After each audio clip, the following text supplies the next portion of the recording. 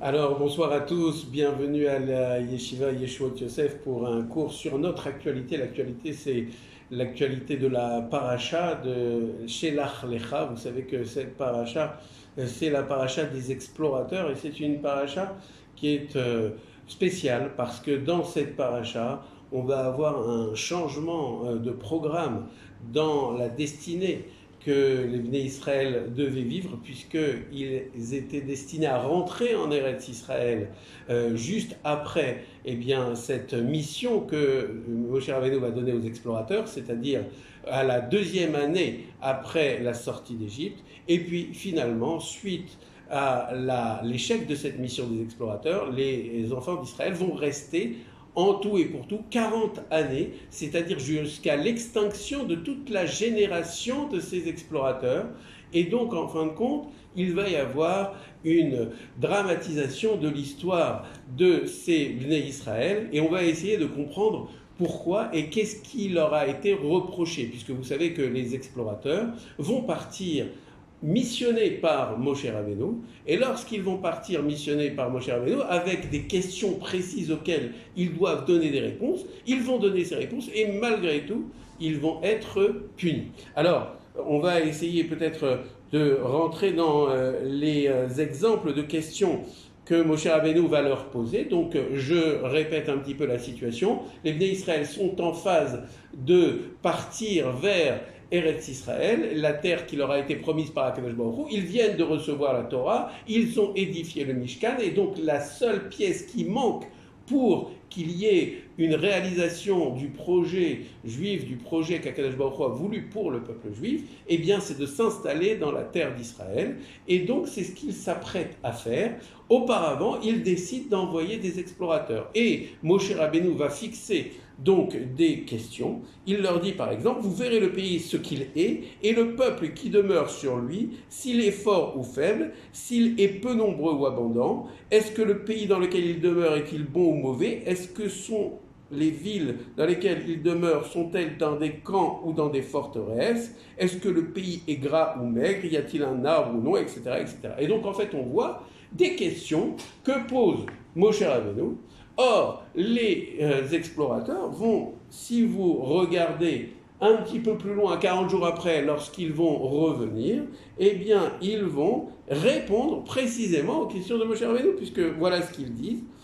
Ils disent, voilà, ils racontèrent, nous sommes venus vers le pays où tu nous as envoyés, et aussi il est ruisselant de lait et de miel, et ceci est son fruit. Et donc vous connaissez tous l'image des fruits d'Eretz Israël qu'ont rapporté les explorateurs avec les grappes de raisin qui étaient absolument gigantesques. Quoi qu'il en soit, ensuite il continue. Néanmoins, il est puissant le peuple qui demeure dans le pays, et les villes sont fortifiées, très grandes, et nous y avons vu aussi des enfants de Anak. Et puis ils poursuivent et ils disent nous ne pourrons pas monter vers le peuple car il est plus fort que nous.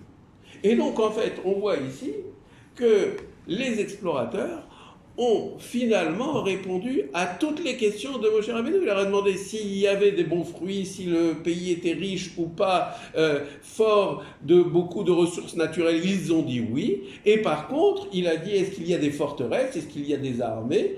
Et il leur a répondu, les explorateurs ont répondu à Moshe Rabbeinu, oui, il y a des armées, il y a des forteresses, il y a des défenses militaires, et donc ça va être difficile de conquérir la terre. Or, il se trouve que cette description-là, elle correspond à des réponses objectives, puisque si vous regardez bien, ils ont observé, et s'ils ont observé, ça veut dire qu'ils ont donné les réponses correspondant à ce qu'ils ont vu. Comment se fait-il que suite à ces réponses, ils vont être punis? Et ça, c'est quelque chose de très perturbant, parce qu'à ce moment-là, si on attendait une réponse unique, à savoir, on monte en Israël, tout est bon, etc., venez, alors à ce moment-là, ce n'était pas nécessaire d'envoyer des explorateurs. Si on pose des questions, on est dans l'obligation d'écouter les réponses. Alors qu'est-ce qui leur a été reproché? À la limite, on pourrait même dire que la personne fautive, c'est peut-être Moshe Rabbeinu, puisqu'on dit d'ailleurs dans ce début de paracha, Shelach lecha, tu enverras pour toi des explorateurs. Autrement dit, Akadosh Baruch Hu, eh bien, ne cautionne pas forcément cette démarche de Moshe Rabbeinu, et donc c'est la raison pour laquelle il lui dit tu envoieras pour toi, pas pour moi. Et donc c'est une démarche de Moshe Rabbeinu, et on peut se dire que s'il y a peut-être un fautif, c'est effectivement le dirigeant du peuple juif. Or, il se trouve que si vous regardez le début de la paracha, eh bien, il y a un soin particulier dans la description de chacun des explorateurs. Chacun des explorateurs est un des princes des tribus.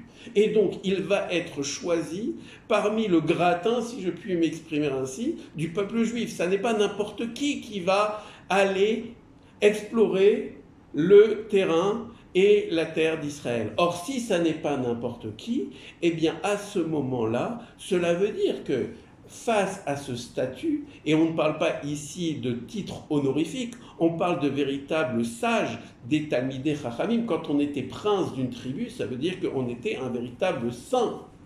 Et donc, ces personnes qui ont été choisies n'ont pas été choisies n'importe comment, ils ont été choisis parmi les meilleurs des Bnei Israël. Or, lorsque l'on est quelqu'un de particulièrement savant, alors à ce moment-là, on ne voit pas la réalité telle que le verrait n'importe laquelle des personnes qui pourraient observer les choses de manière totalement descriptive telle qu'ils les voient. Ça veut dire que Moshe Rabbeinu a choisi des personnalités qui auraient dû voir au-delà de la vision simplement naturelle de ce qu'ils ont vu. Oui, certes, il y a des habitants qui sont peut-être forts. Oui, certes, il y a des armées, peut-être qu'il y a même des géants, peut-être que c'est difficile. Néanmoins, lorsque l'on a déjà vécu et lorsque l'on a dirigé une tribu et qu'on a vécu tout ce qui s'est passé depuis la sortie d'Égypte, depuis tous les prodiges des Makot, c'est-à-dire des 10 plaies, et puis la traversée de la mer Rouge, et puis la guerre contre Amalek, et puis tout ce qui s'est passé comme miracle, avec la manne, avec le don de la Torah, alors à ce moment-là, on n'a pas la même vision que lorsque l'on n'a pas vécu tous ces éléments-là, et lorsque l'on n'est pas un saint. Et donc, il faut adapter notre perception par rapport à ce qui nous sommes, à la connaissance que nous avons, et il n'est pas possible de demander à quelqu'un d'avoir la même réflexion et la même analyse quand il est absolument ignorant alors qu'un autre est absolument savant. C'est pour ça que, par exemple, dans la Torah, il y a un statut de ce que l'on appelle Tinok Shenishba, c'est-à-dire celui qui est un enfant qui a été perdu parmi les non-juifs, et cet individu-là, s'il malheureusement fait des avérotes, s'il ne pratique pas les mitzvot, c'est parce que tout simplement, il n'a pas eu de connaissance, et donc, en quelque sorte, il est un petit peu excusé.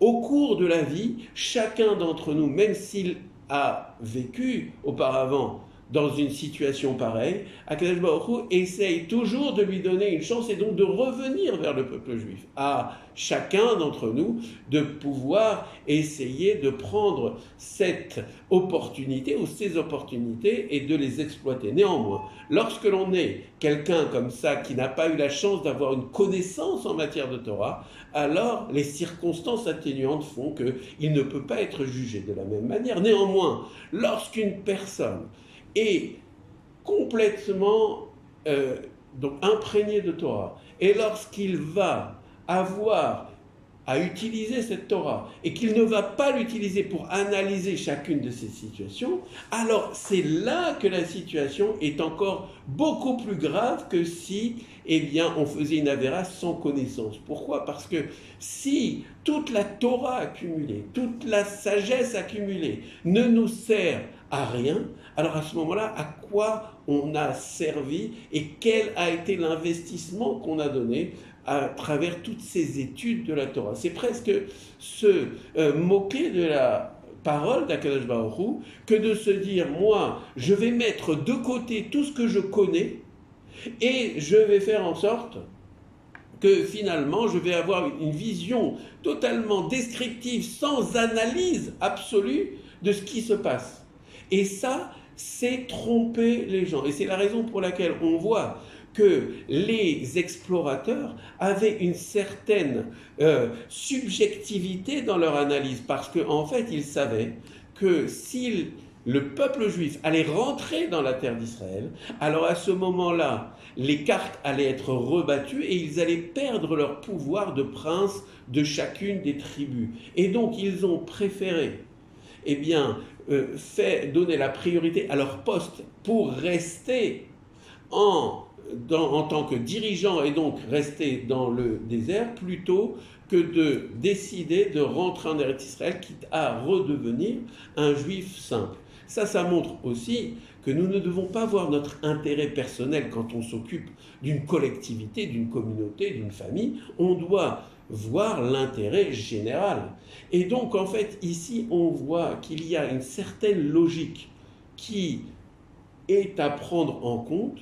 On doit utiliser tous les éléments que l'on a en sa possession pour analyser les situations et prendre des décisions et influencer tout notre entourage. Alors ça peut être un entourage strictement familial, mais ça peut être aussi un entourage plus important comme celui d'une famille, d'une communauté et peut-être parfois même d'un pays entier. Et c'est de ça dont on parle pour les explorateurs, c'est qu'ils ont influencé le peuple juif qui ensuite s'est plaint vis-à-vis d'Akadosh Baruch Hu et de Moshe Rabbeinu, et ce qui devait devenir le jour le plus joyeux, puisque ça a eu lieu le 9 Av, eh bien c'est devenu le jour le plus terrible. Ce jour-là est marqué depuis cette histoire des explorateurs comme étant le jour le plus triste de toute l'année, puisque le 9 Av, vous savez que non seulement les explorateurs sont revenus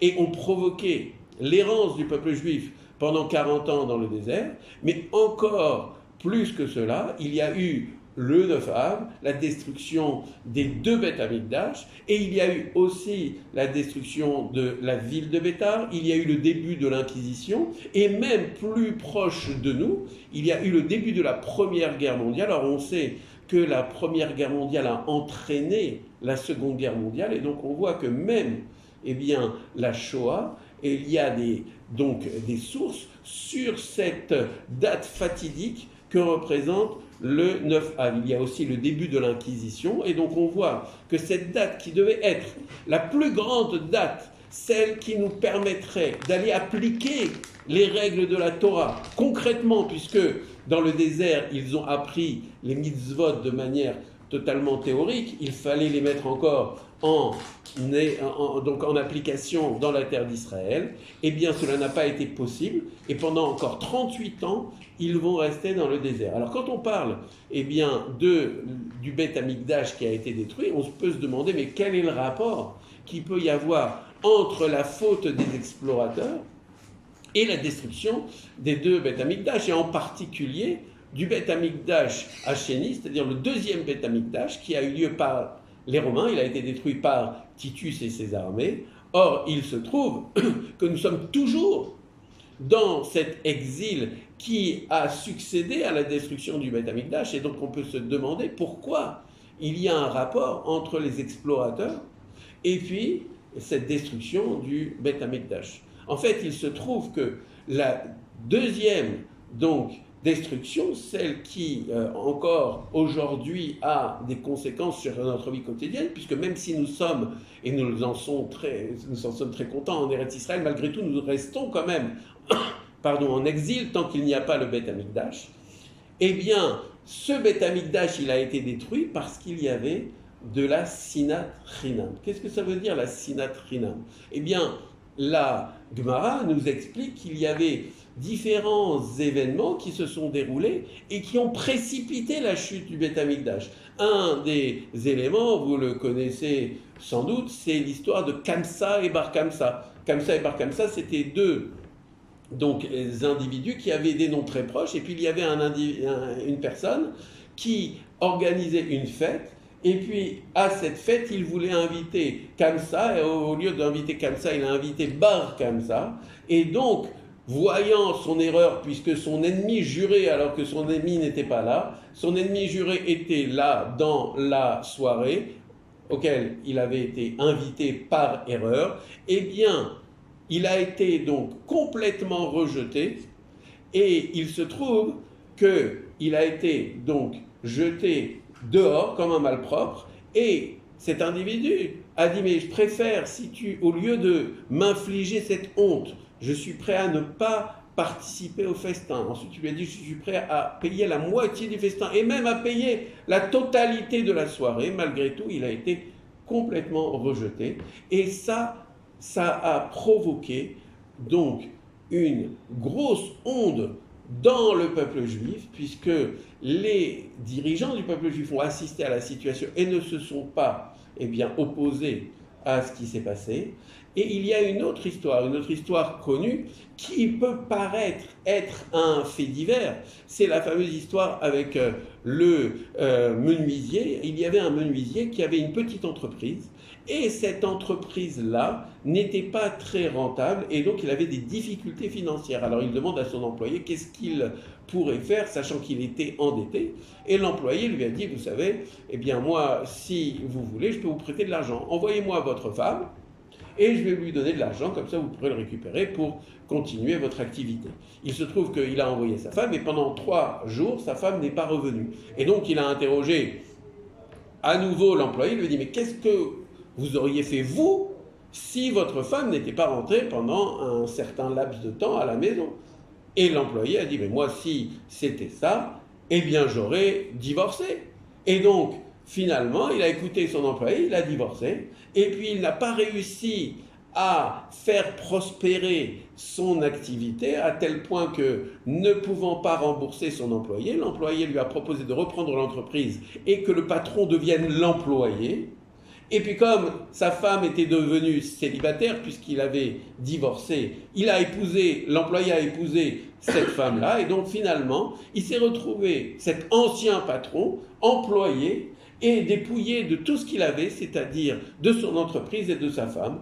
Et au moment où la nouvelle femme et le nouveau patron étaient assis en train de profiter un petit peu de la vie, l'ancien patron était en train de leur servir une collation, des larmes ont coulé de ses yeux, et à ce moment-là, la Gemara dit que c'est à ce moment-là que la destruction du Beth Amikdash a été décrétée.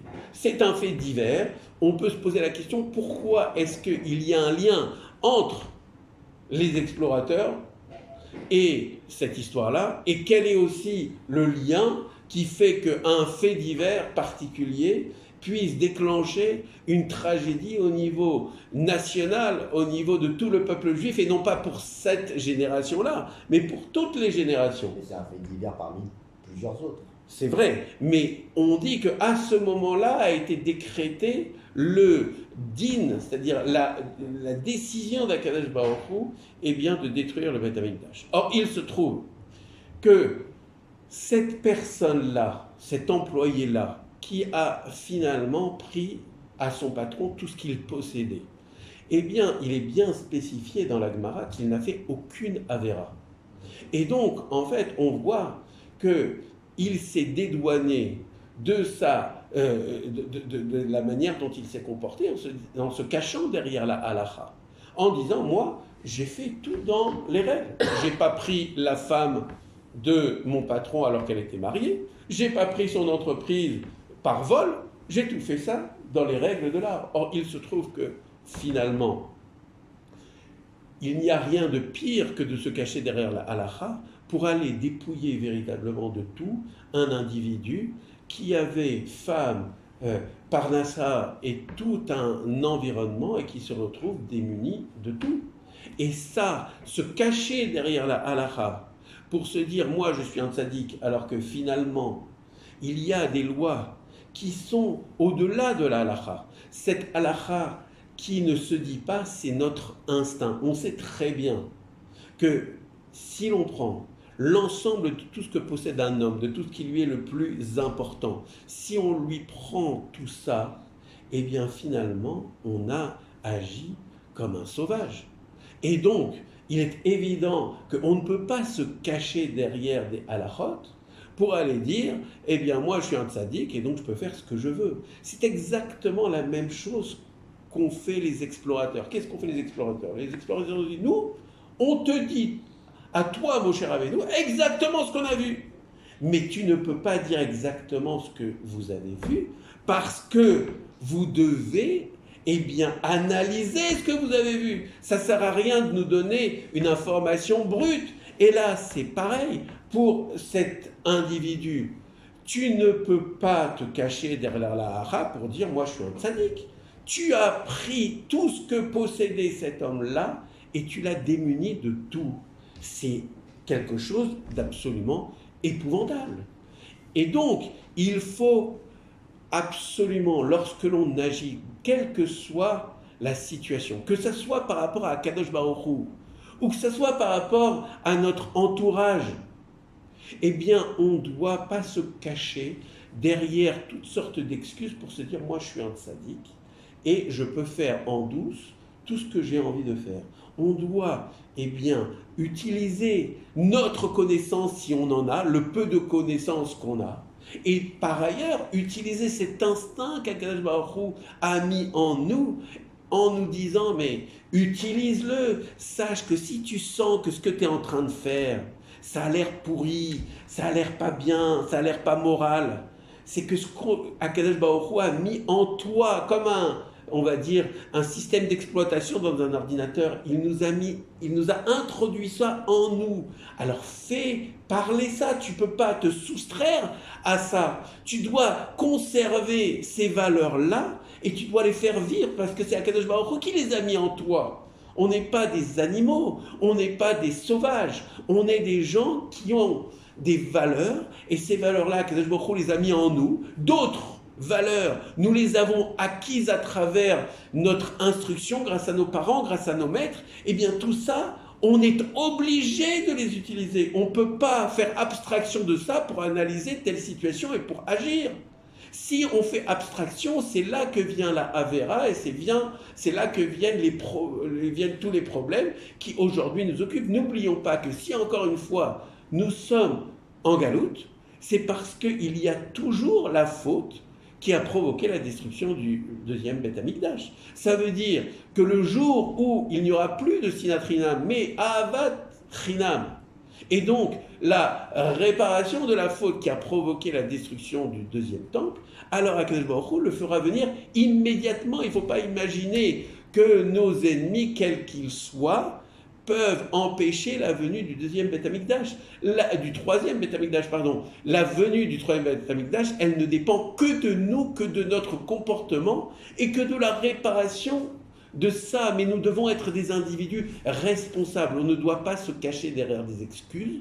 On doit agir en adulte, en Talmid Chacham, en sage, et plus nous avons de connaissances, plus nous avons de valeurs, et plus cela nous oblige. On ne peut pas faire abstraction de ce que l'on a. Au contraire, on doit l'utiliser à 100%, et bien évidemment, on ne peut pas se dire moi je ne veux pas assumer de responsabilité, donc je ne vais pas étudier, comme ça je serai tranquille. On a tous l'obligation d'avoir une instruction juive, d'avoir des valeurs, et nos parents utilisent tellement d'énergie pour nous transmettre des choses. Ensuite, nos maîtres et tout notre entourage, et vous qui avez la possibilité d'aller à la yeshiva, maintenant que vous êtes passé par la yeshiva, il n'y a pas de possibilité de se dire, maintenant je peux agir comme si je n'y étais pas passé jamais.